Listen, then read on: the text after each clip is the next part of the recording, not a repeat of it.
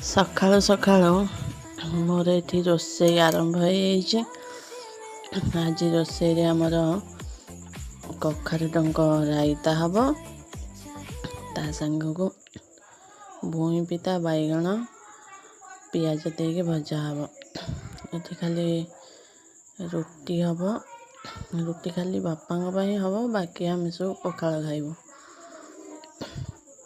ଏବେ ତ gas problem ଚାଲିଛି, ଆଉ ଆଗରୁ ଯେବେ ଗ୍ୟାସ୍ ପ୍ରୋବ୍ଲେମ୍ ନଥିଲା ବି ମୋତେ ଚୁଲିରେ ରୋଷେଇ କରିବାକୁ ଭଲ ଲାଗେ। ଆଉ ଏବେ ବି ଗ୍ୟାସ୍ ପ୍ରୋବ୍ଲେମ୍ ଥାଇକି ବେଶୀ ସମୟ ଚୁଲିରେ ରାନ୍ଧି ହେଉନି, କାହିଁକିନା ପୁଅ ବହୁତ ବଦମାସି କରୁଛି ଆଉ ଚୁଲି ପାଖକୁ ହିଁ ପଳେଇ ଆସୁଛି। ସେଥିଲାଗି ଚୁଲିରେ ଗୋଟେ ଟାଇମ୍ ହିଁ ରୋଷେଇ କରୁଛି, ବାକି ଗ୍ୟାସ୍ରେ ହେଉଛି।